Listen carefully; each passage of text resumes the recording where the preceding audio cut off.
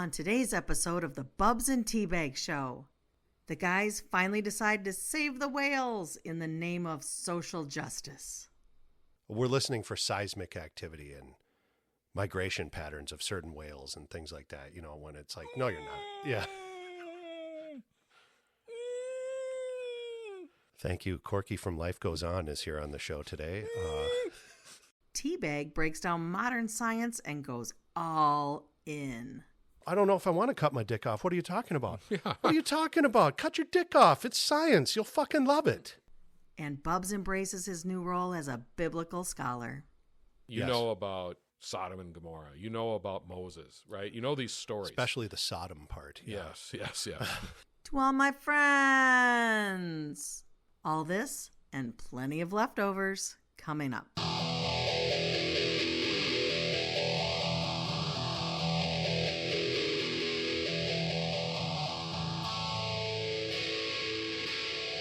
Let's get her going, eh?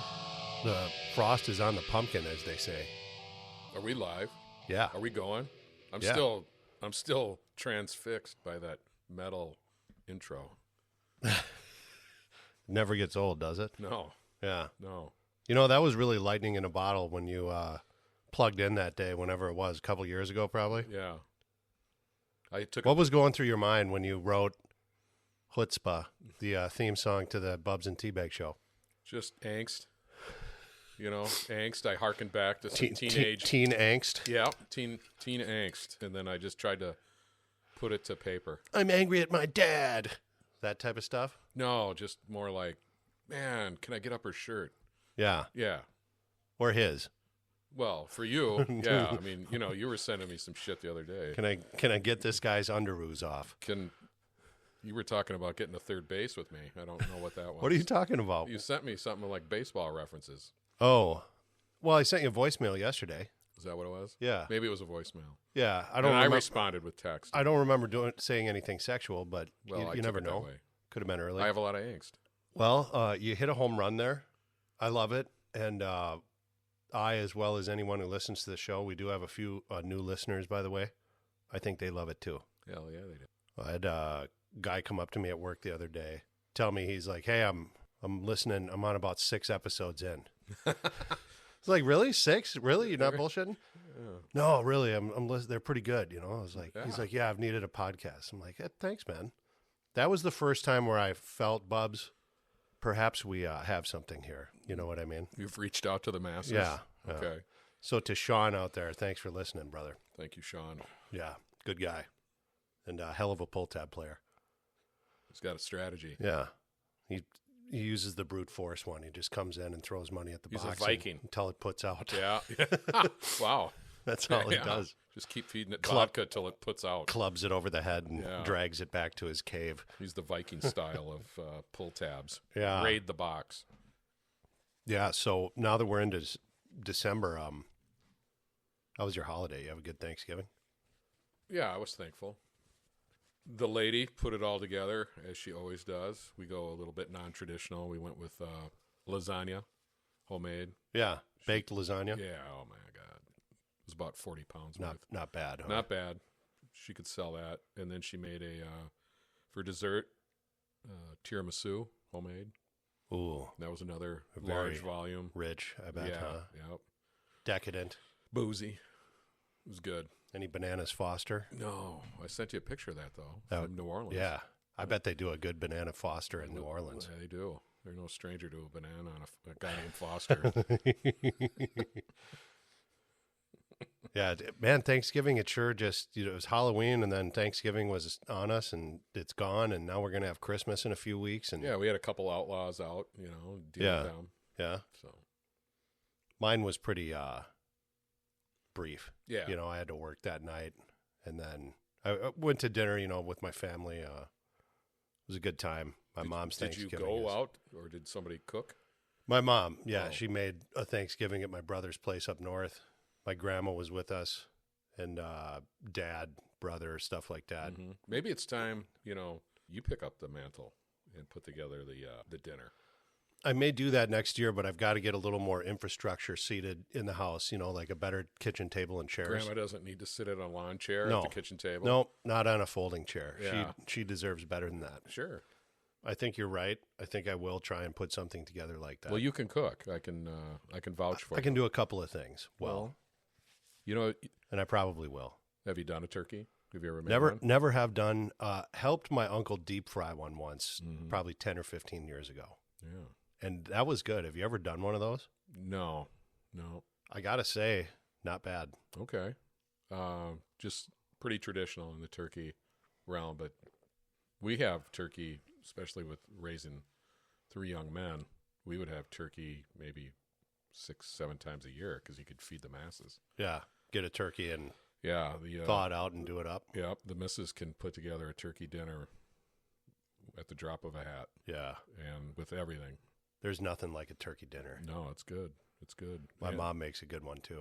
I have to say my mom's Thanksgiving is probably one of my favorite meals. At this point, I know what's coming, and it's always very consistent. Do you know if she does a bag or not, or does she baste? Lately, they've been doing it in this, roaster. Okay, yeah. Thing. The white roaster Yeah. or whatever. Yep. But I believe they've done almost every method over the years. Oh, yeah. You know what I mean? Yeah. Dry that motherfucker out. Yeah. Yeah. But the roaster seems to be pretty good. Good. No, you got to get into it. You should do it. Yeah. Take over the mantle. There's been a few family traditions on my wife's side. The part of her family's kind of French Canadian or something, and they do a meat pies. Yeah? Like a spiced meat pie. Yeah. What do they use, like a mincemeat in there or something, or what? I think it's pork and ground beef, and it's delicious. And they, each pie weighs about 13 pounds, but that got passed down to my wife a couple of years ago, and so she can do it. And, meat pies, huh? Yeah, and she'll step up and make it. And then they only would make it. It's funny for Christmas.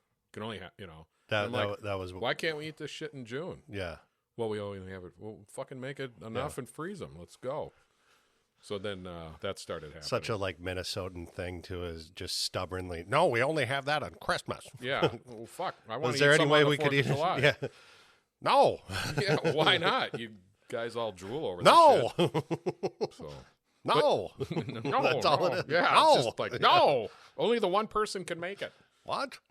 Yeah. So we, she'll probably throw that together, and then that's already been passed on to a couple younger people associated with the family. So that's nice. Yeah. The tradition lives on. You got to have that stuff, I think. You look at those meals. Yeah, I think next year maybe I will do that. Yeah. I'll commit to doing it. Do it a couple. Don't just do it that day. You got to get a couple turkeys under your belt. Do a couple dry runs. You mean with like a roasted turkey, solo. Turkey. Feed a couple friends from work. Bring it in, or have some people over. Otherwise, serve them up a big plate of listeria. Otherwise, it could be a problem. Well, the game day. Right? Sure. There's game day, and I've witnessed it firsthand. My kids were young. Maybe the oldest was 8. Yeah. My wife's best friend, her husband decided to make a turkey for them. And this was in South Minneapolis, and we were at my parents' and stopped by and going to have a little cocktail and maybe some little more turkey for the day. But this guy hadn't had the turkey done, and it was like 8 o'clock at night. Oh, no. And he was literally, I hugged him, Yeah. and he was a little intoxicated and sweaty. And he was running around this. He's realizing at this point Thanksgiving is ruined. Well, somehow I think they recovered, but I don't know. He couldn't get the thing up the temp. He was struggling. God knows what was going on. But it was a desperate man. Yeah. On game day, you can't be. You got to be.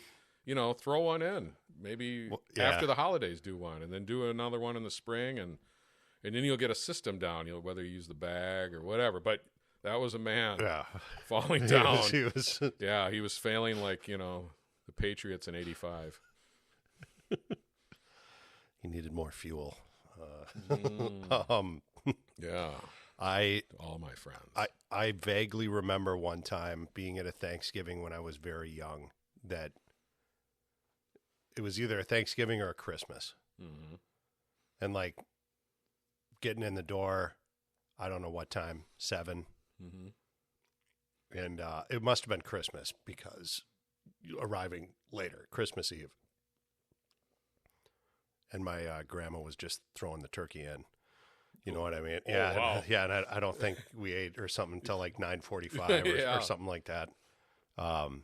So thank you for the pointer. Mhm. I will definitely take it into consideration, and I will do at least one dry run. Well, you're fully capable of cooking because I've witnessed it, ate it, and enjoyed it. So Yeah. just put that under your belt. All right, You know, you throw a turkey meal in, and then you got that in the Maybe in the, you in know the kit. some of these ladies are going to start lining up. You know, you Yeah. Hey, They- honey, I just made a turkey yesterday. Oh yeah, I can make a turkey. And have a little stuffing, by the way. There's a little leftovers. I don't think I'm actually in that much of demand here. Mm. Plenty of other guys. You know, I can't really do stuff with my hands as well. Well, I disagree with that. You know, like work with my hand. Like Well, I you're couldn't kind of engineering. Yeah, a little, but I mean, I couldn't build a Electronic-y. fucking house or something like that. You Hey, know you what get I the mean? one wall done, you'll figure it out. Yeah. You know, you Other too. guys up here, man, they got, you know, they're fucking backing trailers into shit. And Yeah, and but can they read a book? Maybe. I Yeah, don't know. you know. Then again, maybe not if half of them listen to this show now. So Sure. I mean, you know, their biggest adventure went to Duluth once. I got a couple friends. I don't work with them, but you know, they're in the industry. I guess you could say the service industry. Okay. No, I didn't know if they were podcasters no, or you're selling out like, on me. Here. bartenders and stuff. Okay. And these two gals, friends of mine, are getting ready. They just told me yesterday. Ran into them. They're getting ready to do like a girls' weekend trip. Where are they going? Duluth. Oh, They told are me. we channeling right now? Yeah. Well, Wow. you Isn't brought that it up. weird? Yeah. They're like, yeah, we're going to Duluth next I rest my in a case. couple weeks. One of them, too, a bartender friend of mine, she wanted us to talk about unidentified submerged objects. Did you show her your penis? No, I didn't. Okay. I'm a gentleman, so Okay. I didn't do that. No, Here's one right here. I kind of was like, you know, I think I've heard about this a little bit, and I kind of like looked into it a tiny bit, and then once I started reading, I'm like, you know, there's a whole subculture of people out there that think that there's a great number of, you know, alien species with very advanced technology that are keeping themselves underwater in the ocean on Earth, you know, and they have vehicles and things like that. Kind of like the movie The Abyss, except it's real life. I wasn't aware that this stuff existed. I started reading about it and kind of got, I wouldn't say bored, but I just kind of was going, you know, there's no photographs really of anything. You know what I mean? The evidence that exists is few, you know, slim to none. Does it happen to correlate with the popularity of Arthur Clarke? Is that Aquaman? Was it? Isn't that his name? Is that the guy's real name? I think so. I'm not sure. No, it wasn't really that. It was more like, you know, government guys saying like, hey, I used to be in the Navy or whatever, and we detected this, this, and this. And a lot of it were based on these like hydrophone things that listen for shit in the ocean. And then I start going deeper into this rabbit hole that I didn't realize it, but there's this whole thing out there about unidentified sounds. There's a whole list of it. Really? A huge list of these things called unidentified sounds where somebody picked up these sounds, and a lot of them come from underwater. And these hydrophones or seismic, you know, microphones that are underwater that are supposedly listening for Russians. Well, they claim, you know, yeah, probably that's what they're really doing, but they, you know, we're listening for seismic activity and migration patterns of certain whales and things like that, you know, when it's like, no, you're not. Yeah. Thank you. Corky from Life Goes On is here on the show today.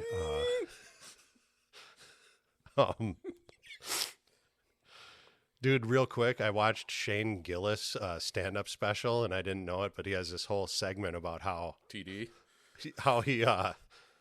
he's like, I have people with Down syndrome in my family, and then as soon as he makes the joke, you look at his face and you can't stop laughing. Yeah. You know what I Yeah, mean? Like, yeah. it really was funny, Yeah, you know? yeah. But not to make fun of that, but you kind of started going down that road, so I had to I was interject. doing authentic whale sounds of the blue whale. Sure you were. Blue whale. Take one. Anyways, there's this whole list of sounds, dude. And they had like, recordings of them, and you listen to them and it's like, what is this? And it turns out, like, after all is said and done, most of these sounds are basically, they think it's like they call it ice calving, where, like a glacier. Yeah, like a ice flow, like a massive one the size of a state will like basically kind of run aground somewhere in like Antarctica. And it's just making squeaky noises. Yep. That's what it was. Screeches. Yeah, these huge screams where they're like they're detectable for like over 3,000 miles. Sure. It's crazy. And then there were a few other ones they talk about where apparently there's these unknown hums that some people hear. It's like a whole thing. Okay. Where like people are like, they're in a certain region and they're like, hey, there's humming here and I don't know why. And a lot of people report it, so they think that it's actually real and not just some sort of hoax or mass sort of like type of hysteria. Apparently there's one in the Tucson area that's pretty famous. I think they just call it the hum. Aren't we talking about underwater stuff?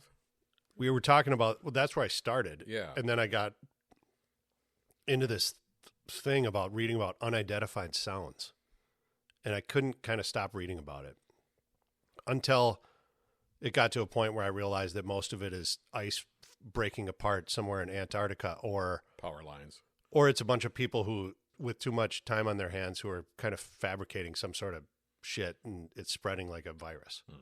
Kind of like that deal a few years ago where supposedly there was a photograph of a dress that had stripes on it. And it's blue and black stripes. And people were looking at it and going, hey, what color is this dress? On the internet, they would just look at the picture. And people are going, that's blue and black. Well, then some people started going, no, it's actually yellow and white. And it went back and forth for a while. This is about probably 8 years ago. Bubs, I believe that whole thing was a conspiracy somewhere that was started probably by the Chinese. And that was the first thing where they were like, can we gaslight everyone at once? Let's just test it. Tell them that this dress is yellow and see what happens. You mean yellow? Yes, that's exactly what I meant, my friend. That's how that briefing went. Well, send over a picture of yellow dress for American. Confused country. Slow down production. Then we take over. People rise up. Give us chance to make more building. While they sit at home with their rich American penises and try and... Rich American penises? I don't know, you dude. Put a money value on it. Well, dude, worth. We're doing offensive fucking accents. Why not bring something terrible into the equation, I guess? You just fall back to 8th grade penis. That's how Chinese people sound in real life. I went to the casino the other day and I confirmed it. Did you? Yeah. What were you sat playing? next to a guy who was playing blackjack. He was getting very animated. All right. They called this guy the Gambler. Okay. We talked about him once on a show. Yeah. He's got a white beard and likes to gamble on women. Yeah. And NBA basketball. Horses, women. Yeah. Girly boys. Man, I wish we could find that guy and have him as a guest on the show. There's so much I want to ask him. I bet there's multiple people like that out there.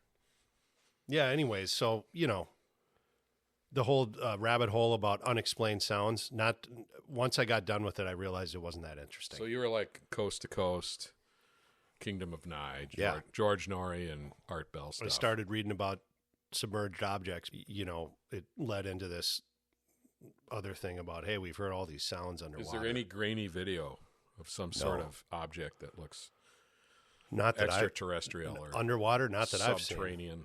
Not that I've. There's some videos of like taken from the cockpit of like an F-18 Hornet, where the pilot is following something above the water, just barely above the waterline. Oh, Megalodon. Well, no, I think it's some type of high-speed drone that is probably ours.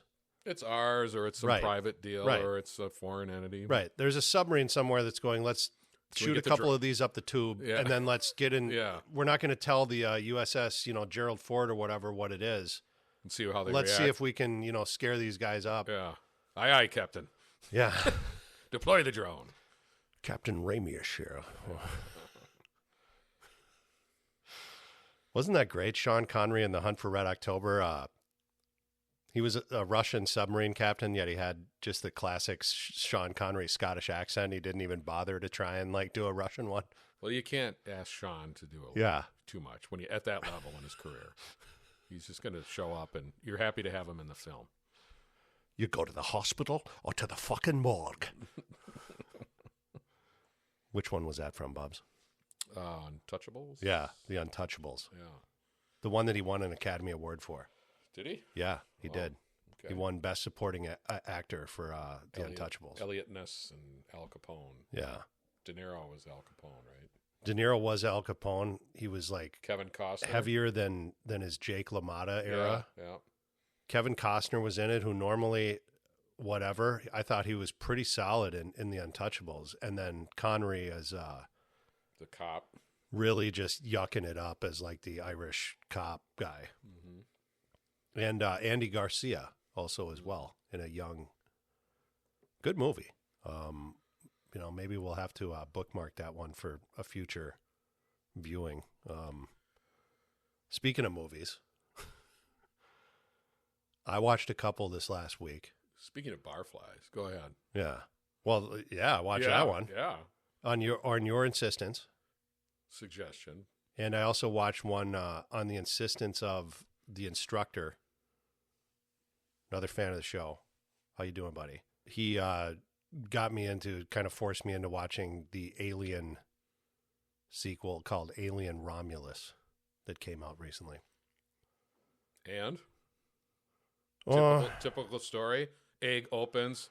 Fucking weird thing Yeah, attaches to somebody's face. Let me give you like a brief. Alien comes out belly, and then all fucking hell breaks loose. Kind of. A little I've close. seen it before. Yeah. Seen it before. I will say this about Romulus. Do they drop any Easter eggs or clear up some backstory? A tiny bit. How about on Whalen? Yeah, it focuses a lot on the company. Yeah, that's kind of interesting to me. Also, I'll say this. Out of all the Alien sequels, the original from 1978 or 79, and then the immediate sequel from 1986, Aliens, those two are the ones, in my opinion, where it's like, hey, these are pinnacle, top-level sci-fi / action, whatever, horror. And then they do Alien 3 and some other, stinkers. And then Prometheus comes out 10 or 12 years ago, made by Ridley Scott. And not that it's bad, but it's just kind of... Too much. This doesn't feel like Alien. Mm-hmm. It doesn't look like it. All the technology they're using is different. It's updated. It looks like modern technology, which, no big deal. I guess it's in the future a little bit. But the one that I saw yesterday, Romulus, was the first one where I said, hey, this looks and feels like a mix between Alien and Aliens. And I thought they did it well. The actors, the script, I couldn't tell you really about much that was going on other than it wasn't terrible. The only character I really remember is there's a guy who plays a version of the typical Wayland Company android. And I thought he was very good. And the girl who leads kind of the female lead is also quite good. But are you into the Alien universe? Yeah, I do actually. I am a fan of at least the initial two. I'm a huge fan. The second and what? The other universe you're a huge fan is Golden Girls? Yeah. I'm a big Which one are you? Just quickly. Rue McClanahan. Okay. Yeah. All right. Yeah, the real man horror version. Yeah. I kind of picture you more as a B. Arthur. No, I'm Rue McClanahan all the way. All right. All right.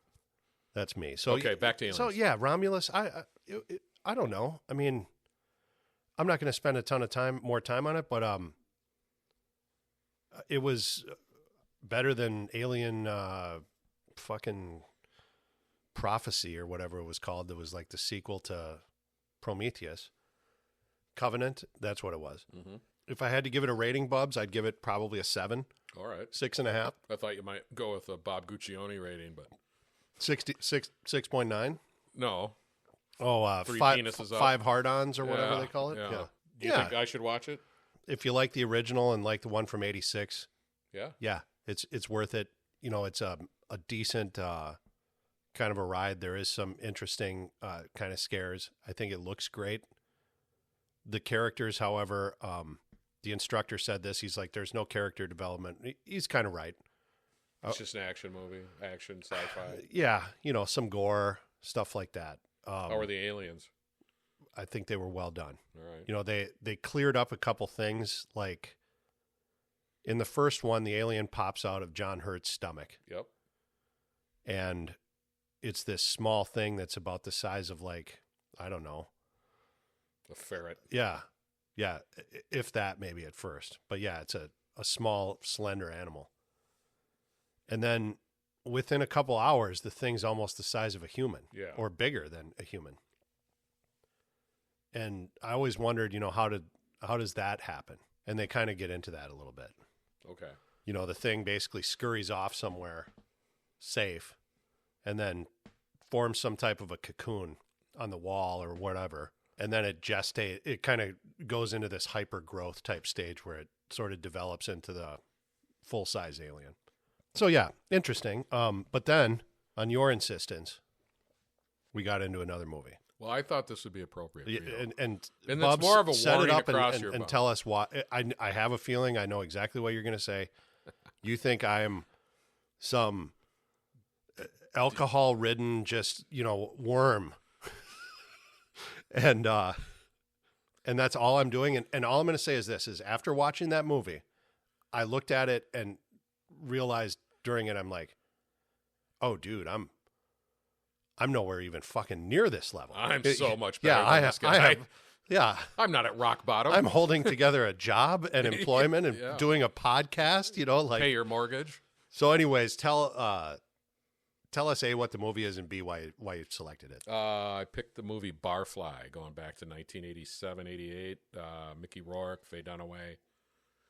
It was a movie that my wife and I saw back at the old Boulevard Theater. Paid 50 cents or 99 cents for it back in probably 88. Kind of a movie that's always stuck in the back of my mind.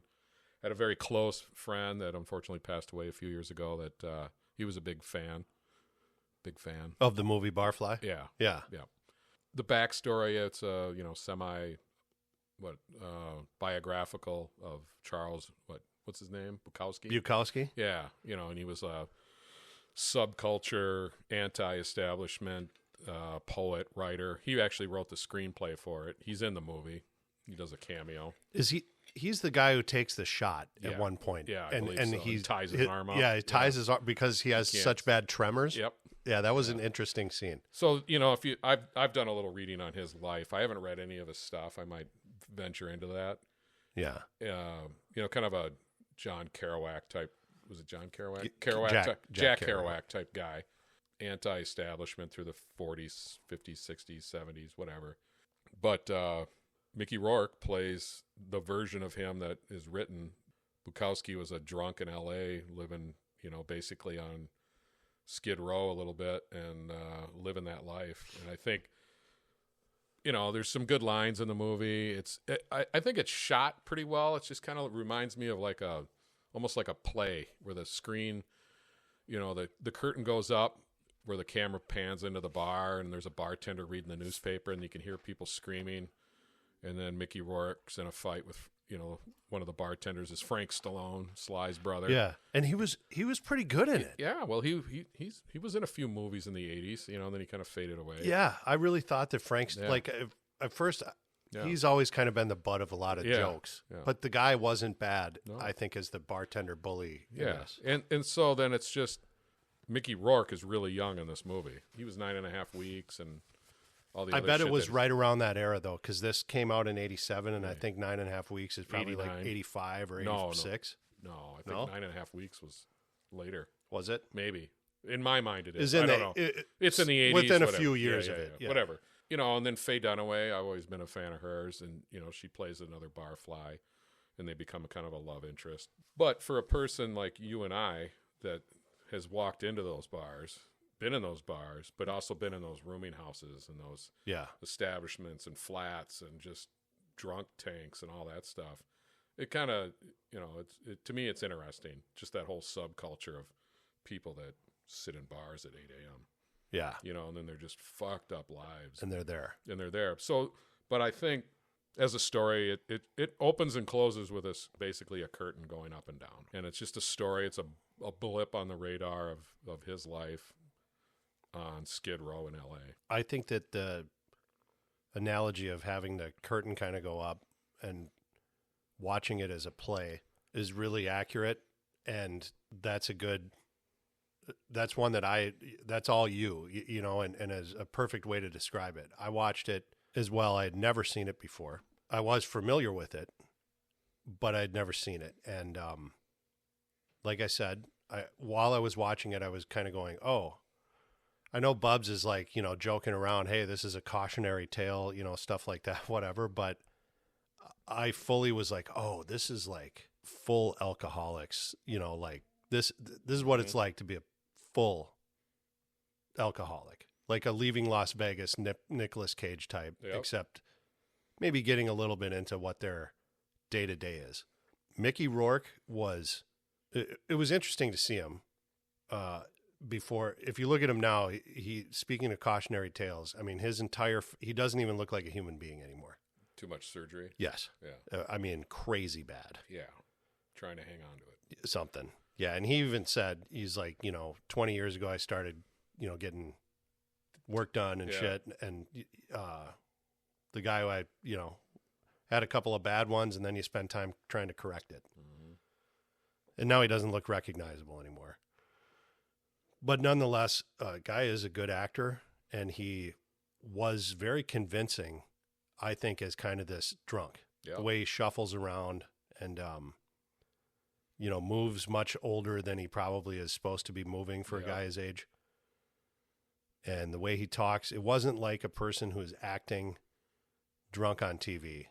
That's the one thing I've always kind of gotten annoyed with. You see somebody doing 20 shots at a bar, and they're kind of just, and then 20 minutes later, they're fine. Yeah.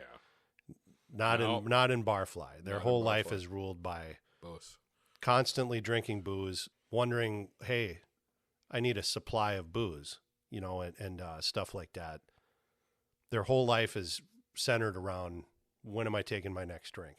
Well, I think, though, part of it is also that the guy wrote it as a reflection upon himself, realizing or that in order to be a pure artist, you have to immerse yourself in it, and you have to shed all the fucking modern bullshit of society. Yeah. Because I'm not punching in somewhere Monday through Friday, 9 to 6 or whatever it is. The constant thing in the movie is, you know, he's always fighting against people asking him, well, what are you going to go do? Right. You know, I'm going to drink. And I'm going to exist. And then I'm going to get into adventures along the way.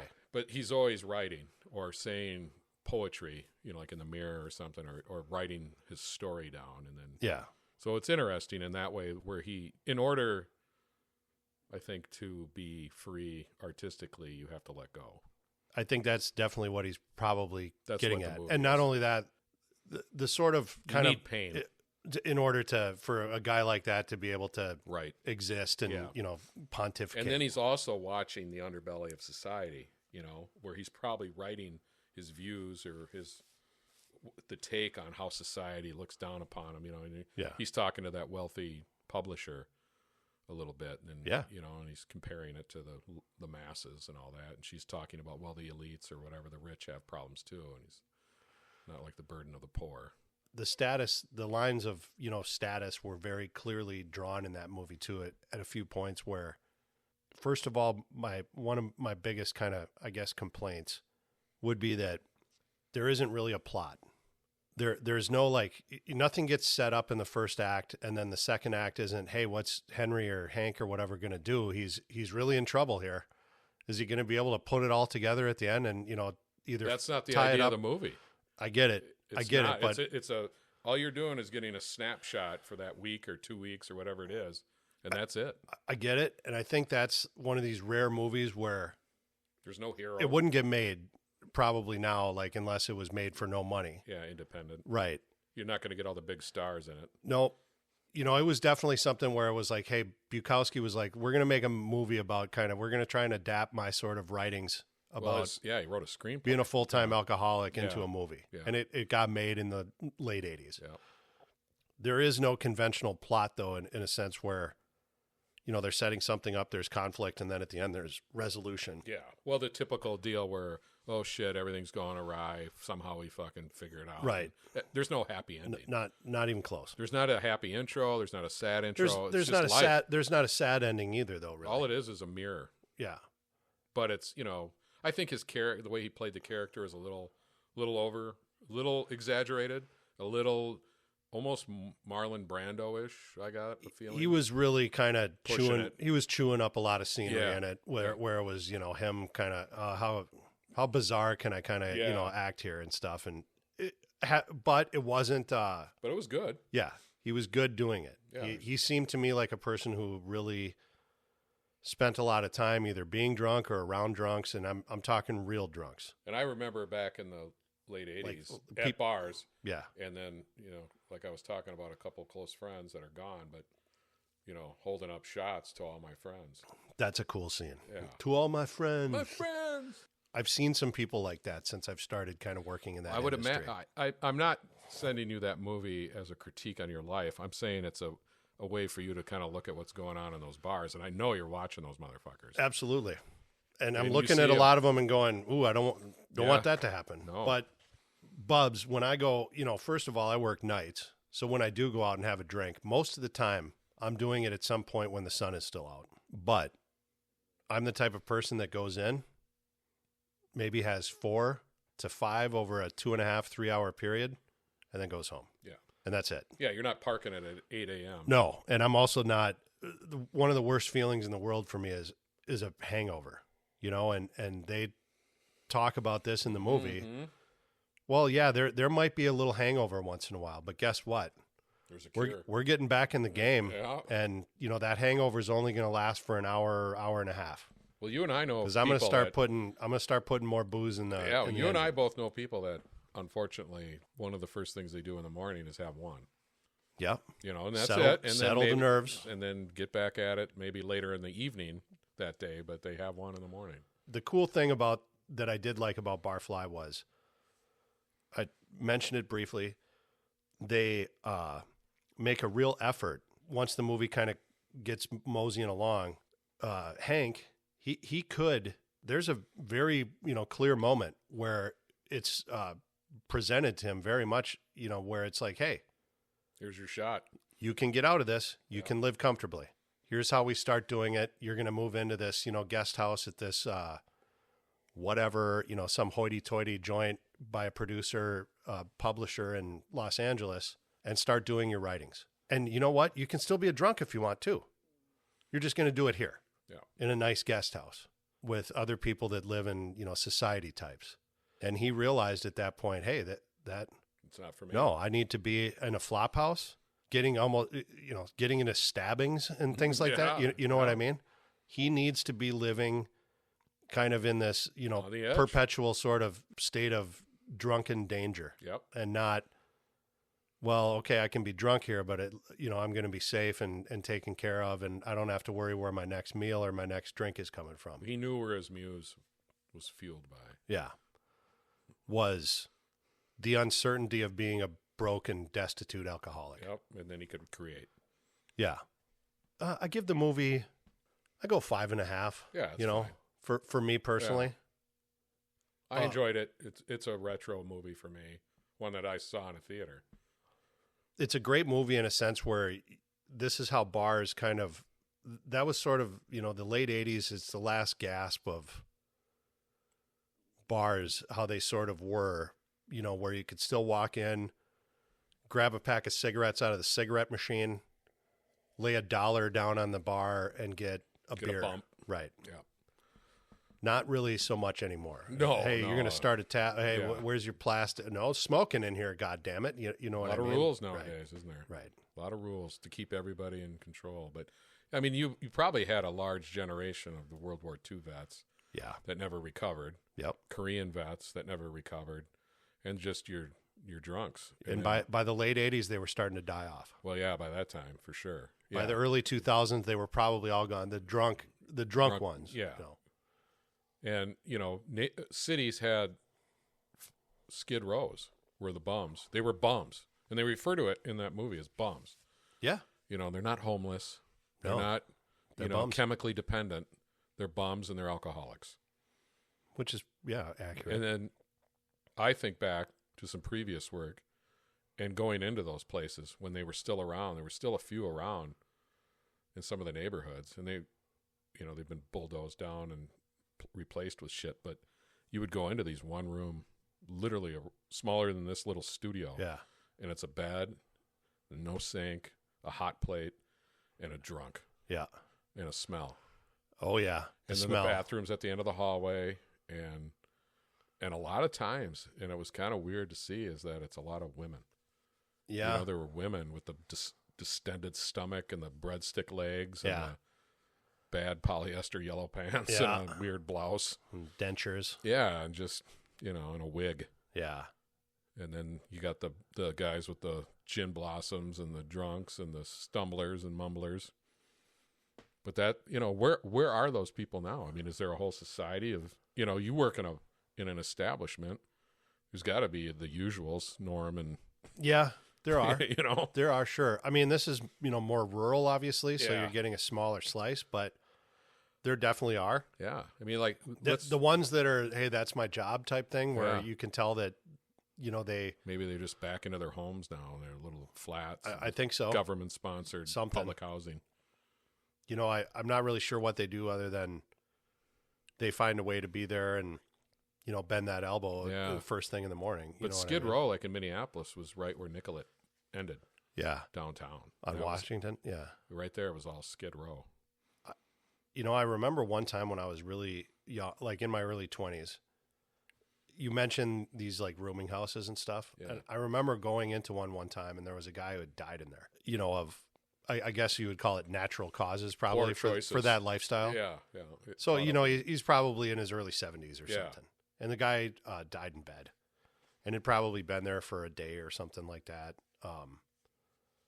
So it wasn't, too disgusting. But the one thing I remember, like you were saying, this small, tiny little apartment with maybe a sink. Yeah. Maybe. Yeah. Which was probably stuffed full of shit and they didn't even use it for water. No. You know what I mean? Like it just had pile of something in it. Empty soup cans. Yep, something like that. Yeah. But the one thing I remember that I'll never forget about this guy's place was he must have been like a heavy cigarette smoker. And there was just like, the dust that would kind of like get on your ceiling or in the cobweb corners. Well, that stuff collected over the years, the dust. And it kind of stays there and hangs. And as more time goes on, you get more dust that, accumulates and it gets bigger. Mm-hmm. So he accumulated dust. That was obvious. But he smoked so much that the fucking tar in the cigarettes in the air was dripping brown. Yeah. This would have taken at least a decade. Yeah. You know what I mean? And I remember that and just being like, oh, that's what that is. Yeah. And going, oh, fuck. Man, that's crazy. You could have grabbed that dust and rolled it up and put it in your lip. And Yeah, got a buzz. I probably could have. Yeah. God, you're a sick man to even think of that, though. That was the first thing I thought of when you said it. Nice dip. Yeah. I got it free off the wall. So, although we are enjoying, a bump, I guess you could say, and it's still before noon, mm-hmm. I don't think I have to worry too much yet, knock on wood. Yeah, thank you.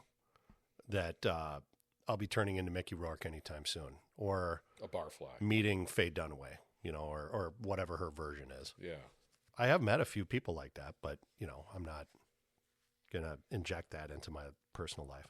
No, it'd be a miscue. They'd be a miscue, and it'd be a heavy lift for you. Yeah, I couldn't imagine. No, I mean, what are you gonna fix them? They gotta fix themselves. Yeah, no. right. No, just that soup sandwich that rolls in. Yeah. I need help. I'm about to be evicted. Again? Yeah, right. Yeah. That happened last month. Yeah. Well, they live on the edge. Well, they have an addiction, and it's unfortunate. Disease, addiction. Booze is tough. Yeah. Very tough. And it's tough to watch. Yeah, it is. Barfly, for you guys listening, worth a watch? Yes, I think it is. Especially if you like Bukowski. Definitely worth a watch. It's a unique movie. You won't see another one probably like it, at least in the mainstream. And Alien Romulus, hey, if you like the first two, I recommend it.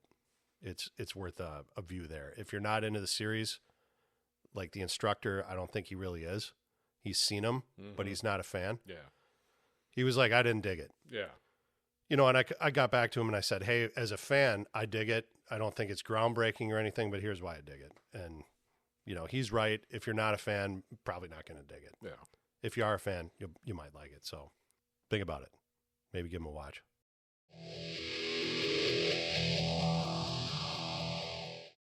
Dude, I saw some crazy footage on X a couple days ago. The Ukraine stuff is still there. Fucking thing. Why is it there? Somehow the president, Joe Biden, who's still around and recently pardoned his son after he said he wouldn't, swore up and down on a stack of Bibles. I'll never do it. If you believe that, come on. Right. I got some land I want to sell you. The only thing I think it was kind of good for there is that now Democrats are forced to sort of go, wait, what? No, you know, because they were really leaning, kind of hanging their hat on this. He respects the rule of law, and of course he's not going to. Well, now they have to kind of eat a little bit of, you know, some crow there. But the thing I thought was crazy was the dude's not going to be president in like a month and a half. Well, I don't think he's been president for at least the last 3 years. But I mean, yeah. President in name only. Yep. But in name only, he could still, you know, with the stroke of a pen, do a lot of crazy shit. Somebody's doing something for him, yeah. Sign here. Yep. The crazy thing to me, though, was, okay, I'm on my way out, you know, I'm winding down. Trump's going to take over. We want to do this peaceful transfer of power. But, hey, wait. Here's a new executive order or edict or whatever you want to call it. Yeah, don't worry. I've authorized our long-range missiles to be used and fired into Russia. So looking at that, Biden is not a fully capable person to make these decisions. I would agree a little bit, right. You know, and I think even the Democrats would, because guess what? They, at the 11th hour, said, you're too fucked up to run for president. Yeah. So they got rid of him, put in Kamala. They knew she was a losing horse. Why the powers that be that are behind Biden, that are behind the curtain, the Wizard of Oz, the ones that are pulling the levers, basically, the ones behind the curtain, why are they so insistent on launching ICBMs or having Russia retaliate in that same manner? And what missiles were the U.S. allowing Ukraine to shoot into Russia? Well, here's what that is. Exactly which technological, you know, which model of missile or whatever, I'm not exactly familiar with. All I know is that this is the gist of it. As to why they're doing it, I think it's some sort of sick, perverted, I don't know, Jewish fantasy or something like that. But I digress. But nonetheless, the missiles, for example, are made in the USA by United States engineers working at Lockheed or Raytheon or something like that. They're made here.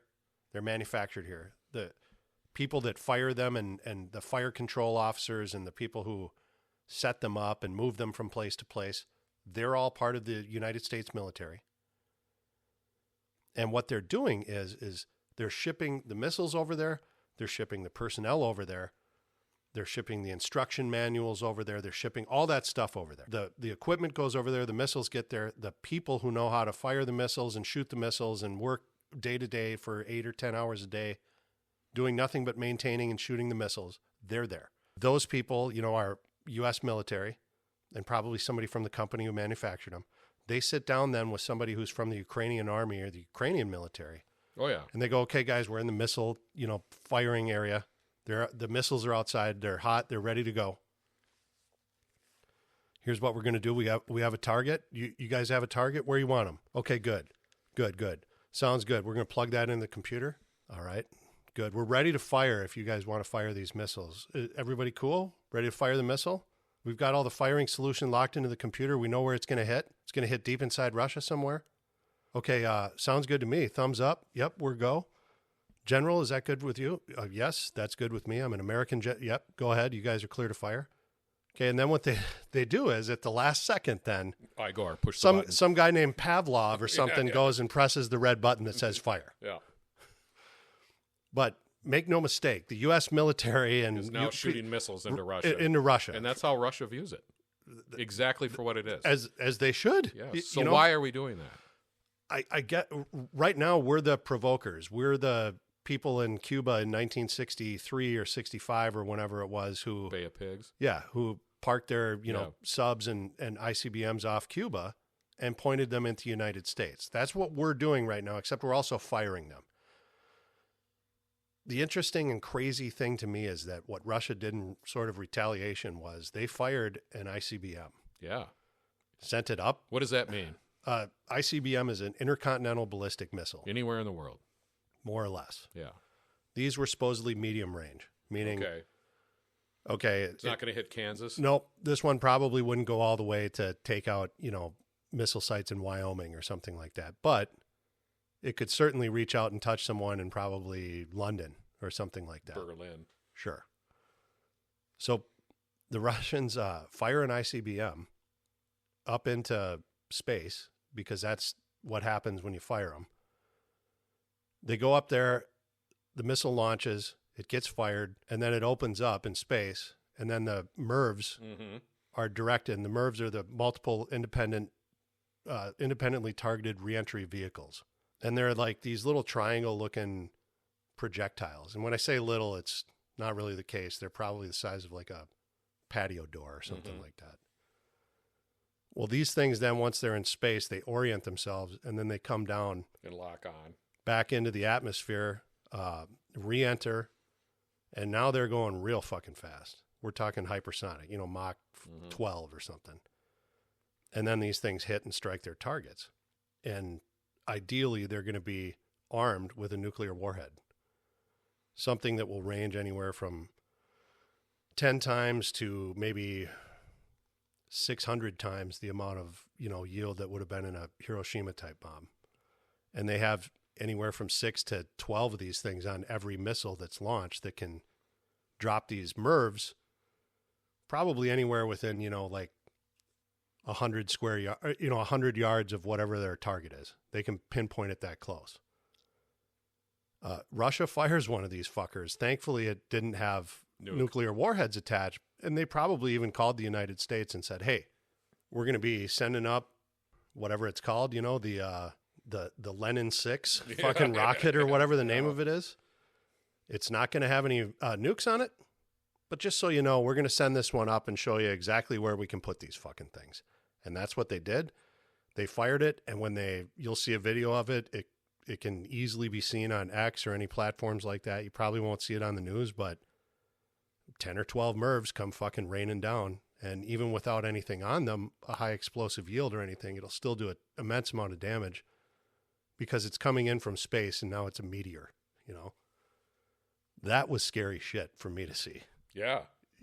I mean, sincerely. It's incredible. Like, I can't believe that a dude who's president is provoking something like that with a month to go. And why is that? Why are the people behind him doing that?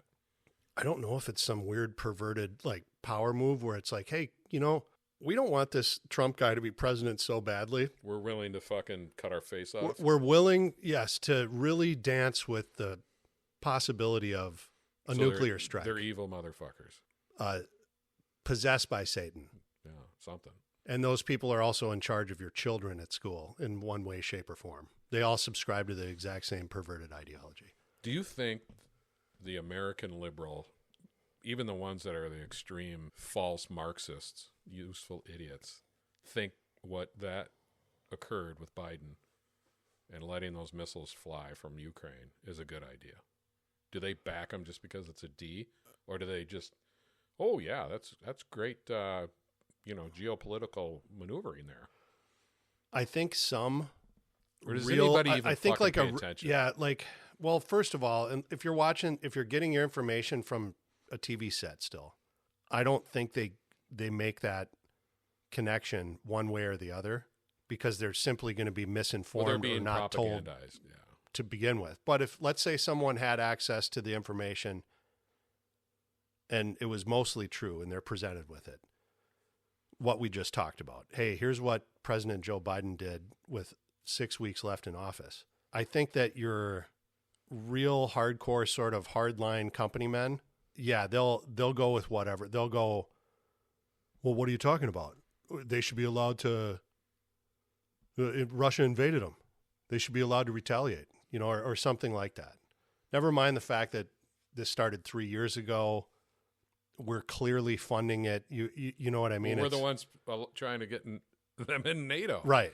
We're putting Mexico. We're just totally antagonizing and kicking a hornet's nest over. I think some of those people will go along with whatever 3 or 4 talking points of the day they heard on MSNBC or something.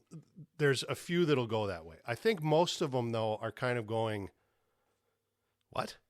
Yeah. You know what I mean? Like, wait, what? So how about the organization? These are the same ones, too. The same type of people who are like, I didn't vote for Trump, but they're also kind of going, you know what?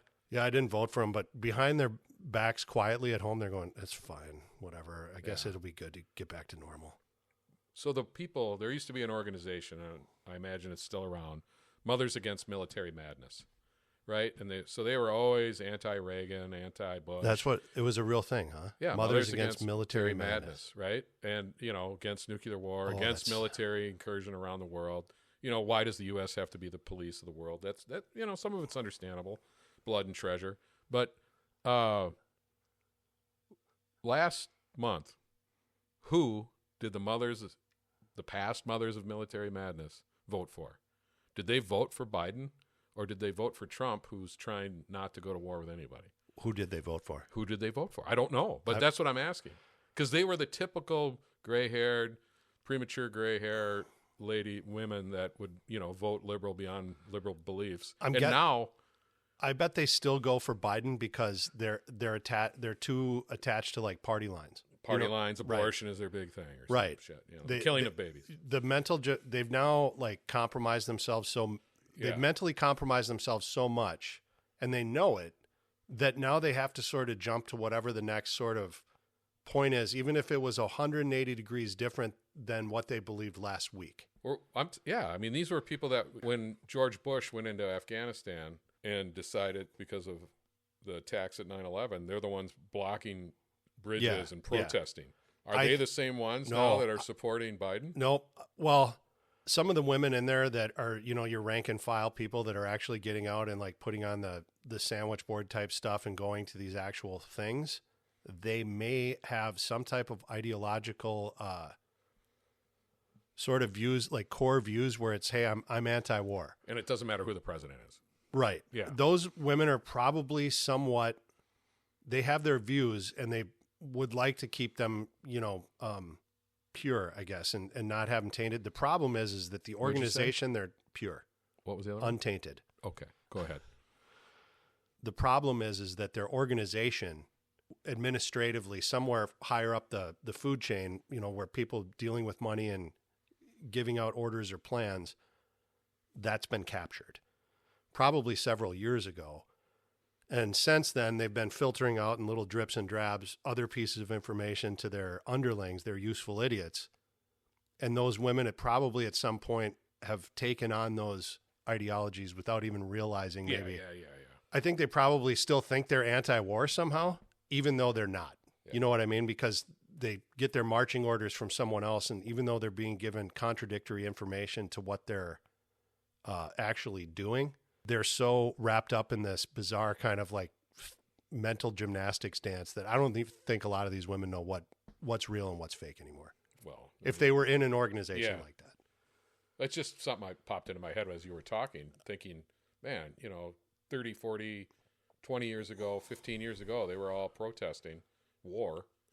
There's a couple of people, I use celebrities as my sort of gauge for this. Mm-hmm. Most of them, the George Clooney's, for example, he's probably very much, hey, we need to keep this going in Ukraine. Even though in 2004, he was saying no blood for oil. He's making movies about it and everything like that. He's kind of been somewhat captured ideologically, whether it's from Obama. He's paid to do it. Yeah. He's paid to do it. He is, but at what point does a guy like that still need money? Clooney's rich enough now to where he probably doesn't need the money. He's part of the machine of propaganda. He is, and I heard recently as just a footnote, he supposedly is hopping mad because he feels he got kind of like seduced by Obama to go out and really stump for Harris, and he kind of didn't want to.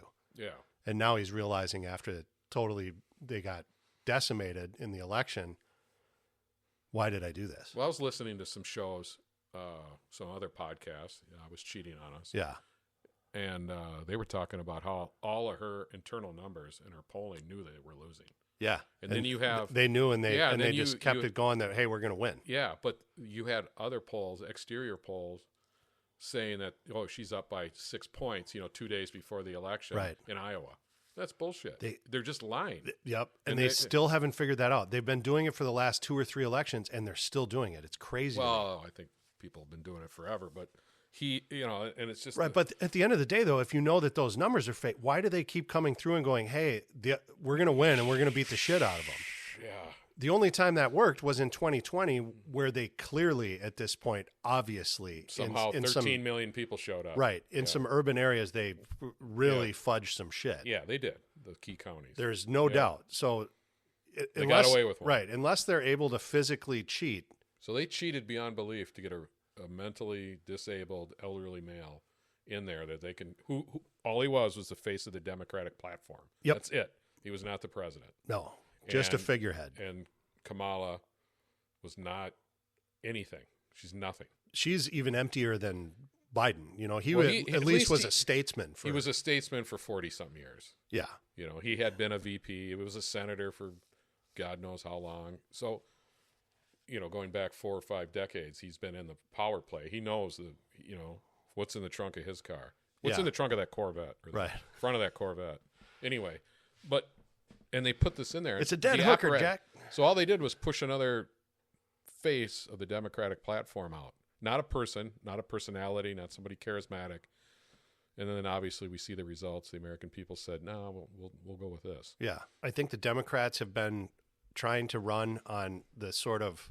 In 2008, they had Jesus Christ, basically, in their opinion, because they're godless communists. Second coming. They had him. Yeah. And there, I think that was the change. Here he is, guys. Yeah. Here he is. Look at him. He's beautiful, and he's black. Yeah. And you know what? A lot of people got... mesmerized. Yeah, they were, oh, shit. Hell yeah, I'm on it. Yeah. Regardless, that sort of flavor only, it's the honeymoon. You know what I mean? Like, eventually you're going to come down with the 7-year itch. Mm-hmm. Even somebody like, Joe Rogan, who's one of the most popular people right now in the world, he even has said, a guy who really bought into, Obama and was a supporter and voted for him and endorsed him, I'm sure. He even said now, man, my opinion of the guy has really changed. He was just up there, a couple months ago for weeks, walking up and just flat out lying to people. Yep. Like right to your face. Here's what Trump said. How can we have this guy? You know what I mean? And did you hear else? He had somebody at his rally last night that said that every Puerto Rican is garbage. Well, that isn't what he said. You know what I mean? First of all, he was a comedian. Yeah. Second of all, he was making a joke about trash, in the ocean. And that's just the tip of the iceberg. I mean, he was just flat. Obama himself was out there going, hey, Donald Trump's a Nazi and he's going to end democracy. Really? I mean, you can't really go, there's nowhere to go with words after that. No, there isn't. There isn't. You can't scale it up then. And no. Nazis and the end of modern freedom. The only thing you could do worse than that would be to go, hey, Donald Trump is a pedophile, and I've seen proof. Yeah. You know what I mean? That's about the only thing you could go from there. And I'm surprised they haven't done it yet. Well, they accused him of being a rapist. Right. I mean, they went about as close as they could. Yeah. You know what I mean? I think, Bubs, that the honeymoon period has been over for a few years. COVID did them no help whatsoever. They ramrodded their candidate through last time, used nefarious means to make sure they got the votes. And then afterwards, they used their incompetence to almost destroy the country. And we still have a couple weeks left, and they could still do it. They're still doing something. They could still do it. Man. He just pardoned his fucking kid. Think Putin is disciplined enough to just hold out? I think so. And knowing that Trump will allow him to take some territory. I think he is. I think Zelensky's already floating the idea of giving up territory. I think behind the closed doors, they know exactly what's going to happen, which is, look, you're going to lose this, and this. Sorry. Yeah. But that's the breaks. Yeah. And these are the breaks. that's the breaks. Yeah. I'm guessing Trump probably through some type of he's got some type of lines of communication going. Oh yeah, for sure. I think Putin is, I mean, that guy's well versed in, that guy's a chess master of, military, scaling up the military and pulling things back and shows of force and things like that. Well, it's Russian doctrine. Right. So he knows what move he's at a doing. different pace. We definitely don't know what we're doing, or at least the people in charge right now don't. Well, hopefully, the people of America voted for change. Yeah. And they have hope. Yeah. Well, they did that in 2008 too, except it was this was empty overwhelming. vessel. Yeah. So you look at his cabinet posts and his appointments that Trump is doing, that guy that's going to take over the FBI. Kash Patel. He says day one, the Epstein list is coming out. I think that's, if they do that, great. I think that would put, a lot of Americans would go, okay, thank you. Yeah. Let's look at it. I also think that when you look at it, you're a freak. Right. There's going to be a few people on there that are going to be, oops. Okay. All right. I guess I'm excommunicated. Yeah. Where what's really their punishment going to be? Okay. For 3 years, he's not going to be a talking head on a fucking Fox News show. Roman Polanski. Right. Exiled. Maybe. Maybe. Worst case scenario. Yeah. Maybe you have to. They kicked his ass. He ran away. They were going to prosecute his ass. Sure. Deservingly so. I don't know if they charge anyone though, because at this point, Bubs, even if let's say the list comes out and for whatever reason, whatever's on it is so damning that the general public is so incensed that they demand heads need to roll. Mm-hmm. Give them the heads. Well, sure. But in my opinion, the heads that need to roll at that point, more so than maybe even the people that committed some of these offenses 20 or 25 years ago, are the judges and the attorneys that fucking fought tooth and nail to make sure that this didn't come out.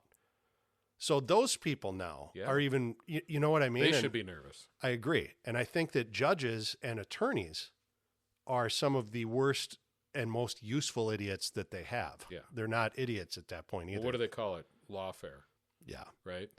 Those people need to, they need to be made that, hey, listen, dude. Well, there's a few that need to be examples. Right. You are not, you are absolutely expendable at this point. What's the positivity of Trump moving forward? Change, obviously, radical change. He's upending the cart. Hopefully, right? Hopefully. How does that, like I said, July 4th, we'll see where we're at. Yeah. I think that's a good marker of, we've given him 6 months at this point to kind of implement some shit. What if he pardons the J6 people? I think he will. Yeah. I think he should. Mm-hmm. And I think he will. Is it going to do anything? Well, it's going to open up a few of those guys to be able to sue the government and probably get the millions of dollars that they deserve. Mm-hmm. Is it going to do anything? No. I mean, I think it remedies a few things for them. And until you But why should they suffer? It should be rectified for them. I agree. But I think really to rectify it, judges that are put in place that stymied that whole thing and probably some people that are even appointed in the Biden administration have to be arrested, have to go to trial, have to go to prison. At least, censored, impeached. Yes. Things like that need to happen rather than just saying, hey, guys, they're free. Sorry you've been in prison for 3 years. Let's round up some of these fucks. Feel free to sue us now. Yeah. You know what I mean? Yeah, get those judges that were the hanging judges of J6. Those people, in my opinion, are the worst of the worst actors. Yeah. The ones who can, stop and start a court or judicial inquiry with the, drop of a dime. They can do it whenever they want. Many of those judges are appointed for life. All right, I'm going to ask you a question. Yeah. Looking at, like we said, 6 months down the road, but okay, 6 months, where do you see his actions, his appointees, maybe his, rescinding of executive orders of Biden, implementing whatever, and then where is it at 4 years from now? I think the 6 months thing, like the 4th of July of 2025, here's where I think we probably are. I think we're going to be in the early stages of Musk and Ramaswamy will be trying to gut all kinds of stuff, and they're going to be sifting through the kind of the fat. And every week and every other day, there's going to be a new revelation of, can you believe this is where your fucking money was going? This cost us $30 billion a year for the last 20 years, and here's what it was. And it's going to be a colossal waste of money that every week we're going to be hearing about a new thing that's going to outrage So when you us. say colossal waste of money, and then you use the example of $30 billion in one program or one, Yep. well, people have been killed for a lot less. Yeah, right. Well, I agree. Just a couple days ago, a judge said that Musk is not entitled to $56 billion, even though his shareholders for Tesla voted, myself included, approved it twice. There's a Delaware judge now saying no. A Delaware judge, Yeah, really? yeah, real shock, Wow. right? Yeah, real shock. There's a judge saying no, you're not entitled to this compensation, and also you're going to have to cover the attorney's fees for the last 3 years of this case, and it's going to cost you over $300 million. Okay, whoever convinced that woman to make that decision, she might be one of the dumbest people on the planet. You put yourself, a female judge, okay, you are going to stand in between $56 billion. Like, I get Elon Musk is a peaceful person, I think. Yeah. He's probably going, well, I'll get this on appeal eventually. Yeah. And he's probably right. In fact, I know he's right. All of a sudden, guess what, and though? she probably drives a Tesla. Yeah. There's a lot of other people Yeah. that have their finger in that same $56 billion pie, and they might not be as willing to wait. That woman has some serious cojones on her. I'm really amazed that actually happened the other day. Sure. But, dude, It's going to be crazy yeah. if he's going to truly tip over the cart. I think the 6-month thing, that's where we're going to be. I don't think there's going to be any sort of like, okay, Fauci's under arrest by July 4th or whatever. I don't think you'll see that. Maybe. Maybe he'll commit suicide in prison. It could be. Yeah. If there's anybody who does get arrested, it'll probably be him or maybe a few people under him that were probably somehow involved in COVID. And it could be the first dominoes to fall, honestly, are going to be people who clearly stole money from, like the Feeding Our Future thing. Is it going to be Tim Walz? Probably not. But it'll be some Somalian people right underneath them that are going to take the fall. There's going to be some arrests like that. I don't think Fauci gets it. I think in July, it's still going to be a lot of Americans just with their jaws agape going, I can't believe this has been happening. Was the border secure? Yes. It already almost is now. Yeah. He's talking to Trudeau as well as the Mexican president going, hey, listen, you're going to close this shit. And if you don't, it's going to cost you $10 billion a month, basically, in tariffs. You know what I mean? He's just going out. That's his first shot across the bow, is just, here's what it's going to cost you financially to keep even attempting to do something like this. So I think that gets closed. It's already kind of closing now. Trudeau was at Mar-a-Lago the other day. Literally, I'm guessing Trump told him, hey, come on down. Come on down. Let's do a round. Kiss the ring. Yeah. I heard your dad's like to have sex with underage females. Yeah. So he's at Mar-a-Lago. He shows up to kiss the ring, and Trump apparently told him at one point, well, if you guys can't absorb ripping us off to the tune of $100 billion a year, maybe you shouldn't be a nation, and maybe you should just become the 51st state, and you can be the governor of it. Something along those lines was said. Imagine the balls on this. I mean, I got to hand it, even if that story is half true. He went up to the prime minister of, a neighboring country, a first world country, and just said, we're going to annex you. Hey, what? Well, you can't afford that? Maybe I should just annex your ass. Yeah. 90% of your population lives within 100 miles anyway. Right. That I thought was interesting. I think the border is more or less fixed by July 4th. I think, though, that we won't know the true extent of this until right around the midterm elections of 2026. Man, it's going to be interesting, like what unforeseen positives, what unforeseen negatives, economy. Yeah. Who knows what's going to happen? And are these crazy liberal Marxists utilizing lawfare are they going to come at him just continually like little fucking puppies barking out in the backyard? Maybe. But I mean, some of with them no are, bite. well, they're already dropping charges, of these Yeah. cases that they tried for, Yeah. years Years to and get years, against yeah. them. I don't know that there's going to be that many people. I think they're going to have to switch gears and go and start doing dirtier tricks somehow, if that's even possible. How?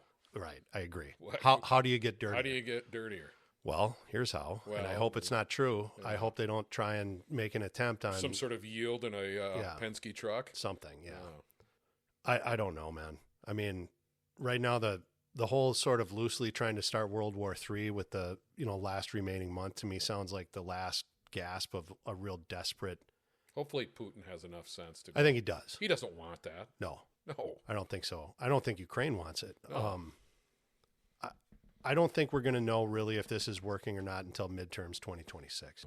Well, the one thing I think we can agree on maybe is that over the last 4 years, it's become abundantly clear to me that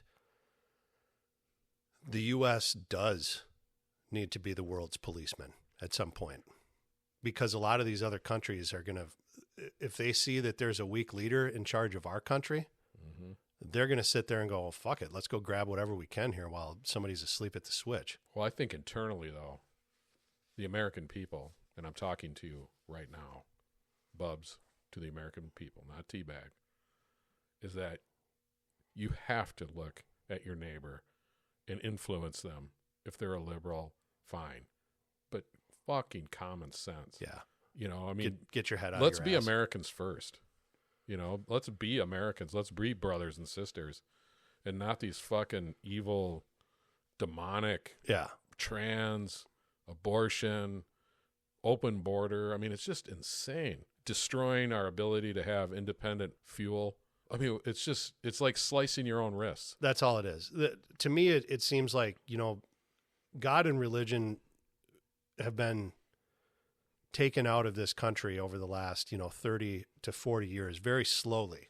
Agreed. It's in the institutions of Right. education. That's where it began. Churn out these young And adults. it percolated, and now the it's, tradition of going to church.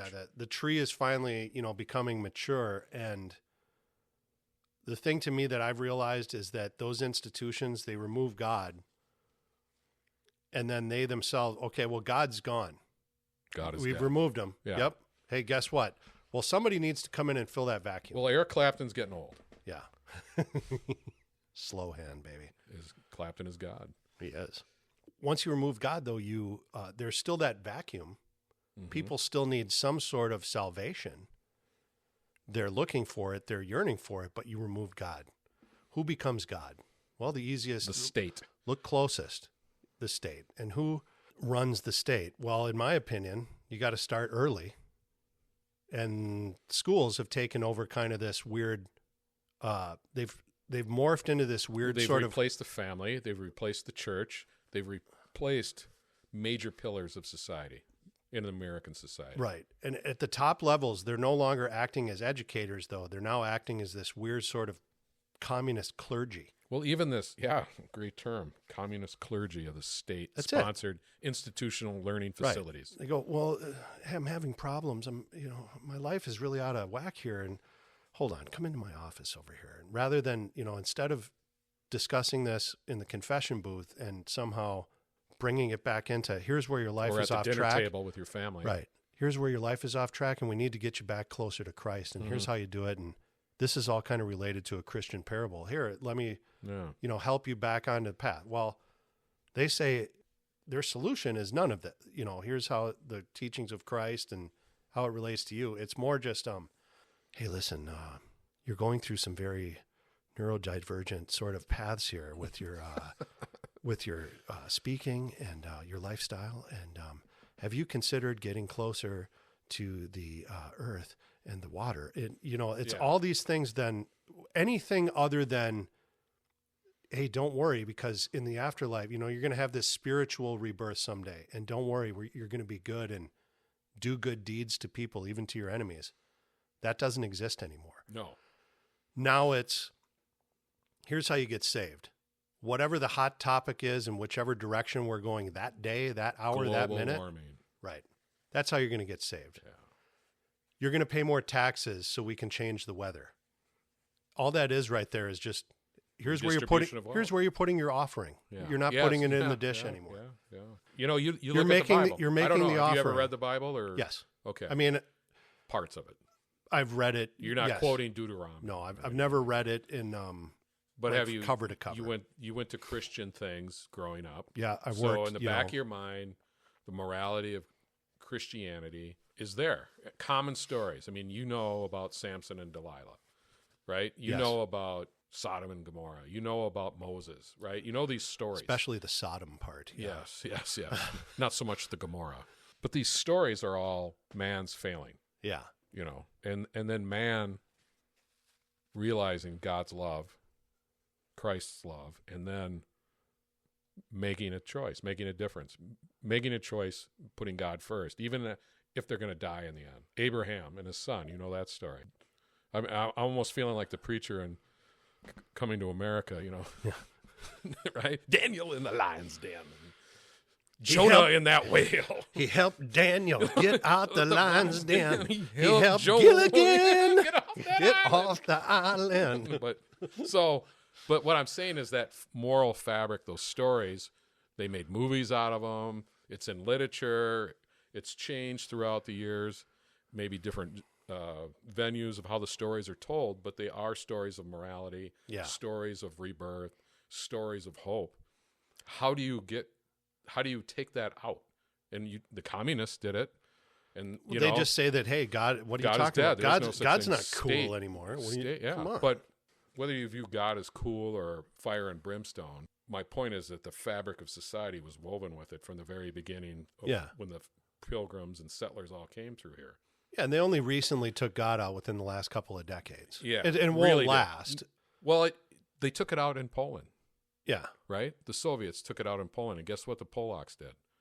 They would build a church out of stone, and the fucking Russians would come in and knock it down, and they would build it again. And then finally the Russians decided, you know what, we're not going to do this anymore. We're just going to let them have it. And then there's a chink in the armor right Yeah, there. right. Right? We'll right there. Well, all right, fine. Yeah. The small win for them. Yeah. Yeah, small win, but That but that snowballs, power, that's yeah. an idea. Ideas. I don't move think you'll things. ever quench the thirst for, the spiritual kind of redemption, that religion can give you, at least most religions like Christianity, because I don't think you'll ever fully, smother that because, well, like we said, the education system has sort of been turned into this like communist clergy. But the education system, they don't have these parables and stories. If he torpedoes the Department of Education too, that I think is going to be a major, major step in the right direction. Cheers. Yes. If that actually happens, I think that'll be huge. But the education department that, is run by everywhere from the federal government all the way down to the smallest, counties and municipalities in the country, they don't have any redemption stories of, hey, here's how. There's no story or parable or Bible verses, so to speak, where it's, hey, oh, you're down and out and you made a bad decision. Well, here's how you get saved. Yeah. No, that's not. There's nothing. There's the no state will come in salvation. and save you. Yeah, we'll save you. We're gonna And save all you have to do to get Listen saved to us. is cut your dick off. Don't Or worry. stay at home and wear a mask. I don't know if I want to cut my dick off. What are you talking about? Yeah. What are you talking about? Cut your dick off. It's science. You'll fucking love it. That's what they're saying. It is. And it's people, science. Yeah. Yeah. Well, And they're asking you to believe that with your eyes that things that you cannot believe in. You cannot believe in it. and they're but hey, But this is but truth. don't worry. Yeah. You need to listen to it and believe it because No. guess what? It's science. And my point is, as Americans, back out to America, is that you have to embrace your brothers and sisters, your neighbors, your fellow countrymen and women, and say, we're not going to fucking take this shit. Bubs, I agree. I think that having values and like-minded ideals with your neighbors is definitely where it starts. Having good neighbors is huge. I have a couple up here that are immediate neighbors that are great human beings. I have a couple other ones that don't live as immediately close that unfortunately are, I think, ideologically captured by news. And it's sad and fucked up. And there's a couple, though, where I say, I think you're ruined. You know what I mean? Like you're at an age now where it's amazing to me that you're still believing this. It's amazing to me because the people who I grew up when I was a kid who told me, don't watch that shit on TV, whatever that shit was. Who knows what it was? They would say, don't watch this, don't watch that. It's all fake. It rots your brain. Well, first of all, they were right. Second of all, they forgot and stopped listening to their own advice. And now they're the ones who are fucked from either watching The View or MSNBC or Fox News or any of them. I'm amazed at, it's crazy what television and just the forming of and shaping of opinions, the way they broadcast them out to the masses. It's insane to me how effective that was at capturing people. Well, there's a reason, and we've talked about this, why the founding fathers in their original plan kept a buffer between the ignorant masses, which there are ignorant masses out there. Yeah. And I would imagine back then the ignorant masses were really ignorant. They knew the Bible. And that was about it. And they weren't well read. If they were read, it was just enough to be able to read the Bible. Yeah, maybe they were illiterate. But my point is they didn't want the masses to rally as a mob. And there were things that were done, and we've discussed it. But right now, the left, the Democrats, the whatever they are, the communist clergy, they want the masses because they know they can control the masses through propaganda and TV and programming. And food. Yeah, food is a great motivator. And fear, obviously. COVID's an example of that. So they can control the mob.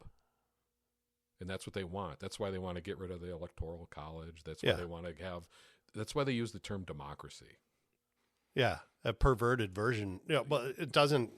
Whatever the definition of democracy to them changes by the day. Yeah, but what it means is control of the masses. What's crazy to me is now these people who sat there for the last couple of years saying, hey, we're going to pack the Supreme Court and we're going to end the filibuster. Yeah, exactly. Wow, those fuckers now are realizing, filibuster? No, we need that. Yeah, we need that. Yeah. Well, of course you do now, motherfucker. Yeah. And they should keep I wish we went full scorched earth. Bubs, that's what separates you from me, buddy, is that, you're actually a very cool customer when it comes to, hey, we need to hear both sides of the argument. And I actually believe that you are right. Idealistically. Yes. The problem is that I believe that these fuckers should... There's something deep down inside me that for some reason really wants to put on that khaki shirt and pants and start step into it and goose stepping with my buddies. Yeah. Maybe start out at a beer hall. Part of me wants to see that and experience it for real. But you are right.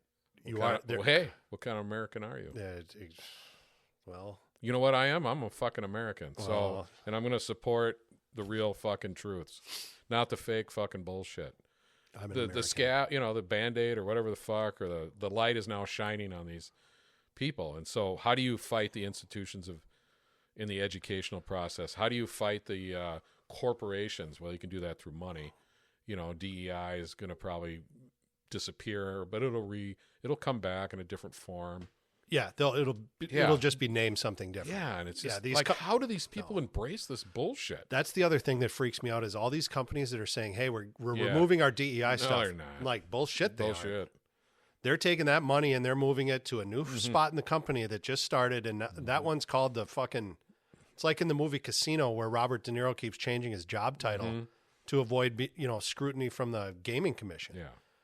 Well, I made myself, I changed my job title at the casino from maintenance supervisor to food and beverage chairman or whatever. When in reality, that guy's just running the gaming. Yeah. They'll just call it something new. Yeah. Something new and, probably not incredibly flashy that, I don't know, won't. I think the average person just has to say no. Whether it's at your job. Yeah, that's really important. Right? Or you're sitting there with your kid that effed up at school and some principal's talking some BS to you. No. It ain't going to happen. Yeah, fuck you. Just say no. Yeah, you're wrong. You can do it politely. You can do it as an adult. But no, this is, or whatever crap they're trying to fucking educate your kids on, call them out on it.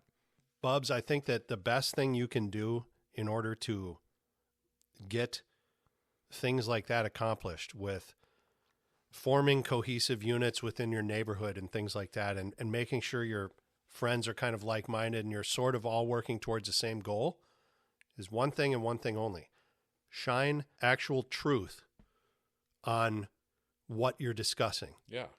Truth is sorely missed, I think, over the last 10 years. You know, And it's people easy to don't know preach to acquire. what's real and Yeah. what's not. No, And it's hard to know. Well, critical thought. really badly. Have some critical thought. Look at things objectively, not emotionally, not just based on, whatever your beliefs are. I mean, We've plus been age and wisdom. Yeah, and speaking of Asian, we've been living in modern times over the last few years under conditions that would eventually turn into, if they're allowed to keep going unchecked, Maoist type stuff. Yeah. But this is how it starts, with making people not know what's real and what's fake. Yeah. And they've succeeded.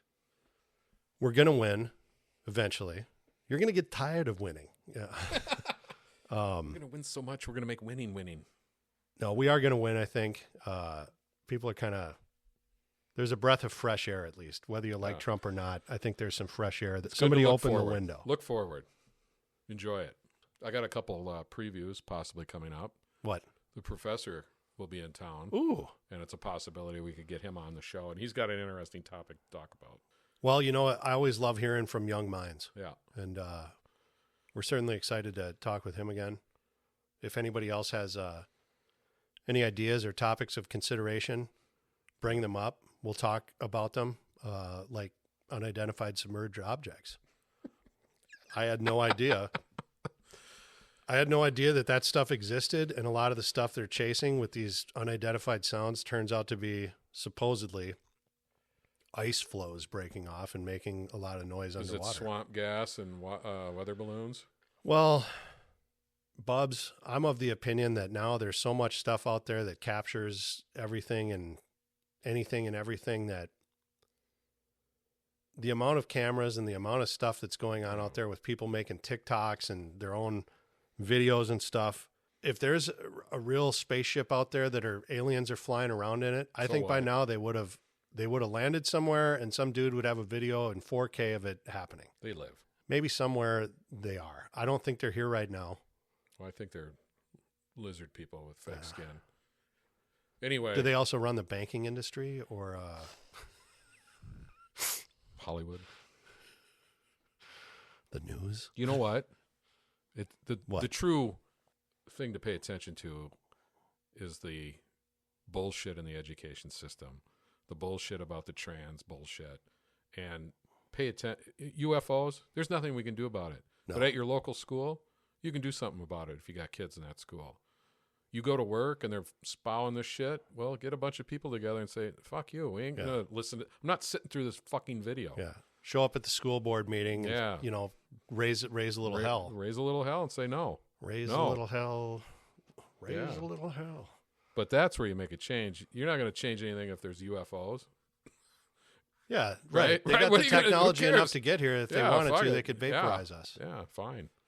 Raise a little hell, raise a little hell. Who sings that song? Fucking Golden Earring or some shit?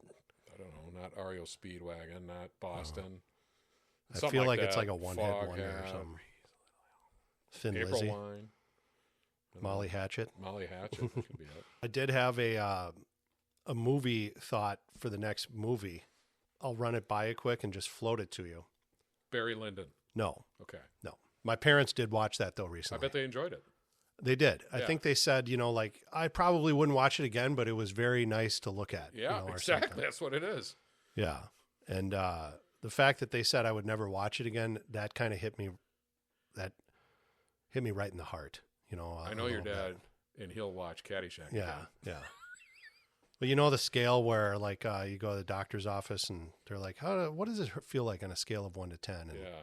it shows the little sad faces Yeah. on it and You had a stuff. sad face with tears. Is it 8? Eight. 8.3. That one's yeah. nobody. That's the greatest movie no one's ever heard of Yeah. or seen.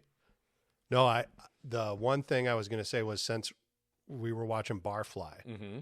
and it centers around alcohol, I started thinking about movies that center around alcohol. And obviously you got stuff like Leaving Las Vegas, which is very depressing. But there's another one that's pretty good. And no, it's not Cocktail with Tom Cruise, although we maybe should do it because we love the Cruise Meister. It's called Sideways. Remember that one? Yeah. About 20 years ago with Paul Giamatti and Thomas Hayden Church. Yeah. Wine. Two guys go on a wine tour. Yeah. Like for kind of a little I saw them loose bachelor party. Yeah. One of my favorites. Okay. Some of the best one-liners in any movie, and probably one of the more well-written and well-acted ones that I've seen in the last 20 years for sure. I was going to go Beer Fest. Great idea. $20 for a BJ, VJ, $20 for an ZJ. HJ. What's a ZJ? $50 for a BJ, Yeah. $100 for a ZJ. Yeah. If you have to ask, you can't afford What it. the hell is a ZJ? Yeah. If you got to ask, my friend, Yeah. you can't afford it. I love too how the hooker they're talking to is like used to be one of their best buddies who's Yeah. now just Selling his ass. on hard times. Yeah. Well, Beer Fest would be a good one. Yeah. I think Beer Fest is a good movie. Grammy. Grammy was a whore. With the sausage. Yeah. Cloris Leachman, I believe. Yeah. That or I'll Sideways. do Sideways. Yeah, Sideways is good. I don't know if it's for the masses. Oh, it's definitely more for the masses than Romulus or Barfly would be. Barfly, though. Sideways is one of the best. I mean, It's a well-written movie, well-acted. the fact that Giamatti didn't get the Oscar, I think, is one of the biggest snubs of all Yeah. time. There is full frontal male nudity, and I know that's why you're recommending it. Yeah, there's There's some swinging dick. there's all kinds of stuff. There's Yeah. some very offensive Yeah. lines in Yeah. that movie. I mean, just stuff that is shocking, and it's Good. Well, I remember seeing it. I'd have to, revisit. there's actually a line in that movie Mhm. where they directly quote Bukowski. Oh, okay. Towards the end, he's says something along the lines of, "I feel like I'm just a piece of shit that's floating in a sea of excrement," or something like that. And he goes, "Wow, that was actually a pretty good line, man." Yeah. He goes, "Well, it actually wasn't mine. I think it was Bukowski." Yeah. Yeah. Well, I'll leave you with a little tidbit from the main actor, Henry, the character of Barfly, What do you got? when he talks about anybody can be a non-drunk. It takes a special talent to be a drunk. It takes endurance. Endurance is the most important truth. That is true. And it also does take a lot of endurance to be a Take some drunk. endurance. You watch that movie, there's endurance. Yeah. He's dedicated. And we met some guys that had some endurance back out there. Oh, yeah. There was some endurance, Yeah. years of endurance. Absolutely. Men who it was a full-time job. Yep. They were putting 60 to 80 hours in a week. Endurance. Imagine if that was your marathon Being training. alcohol. Yeah. All right, guys. Thanks again for listening today. We're going to see you next time. To all the new listeners out there, all 3 or 4 of you guys, really appreciate it. And if you have any ideas for topics, get a hold of me or Bubs. We'll bring it up on the next episode. Thanks a lot, everybody, again. All right. Bubs is out.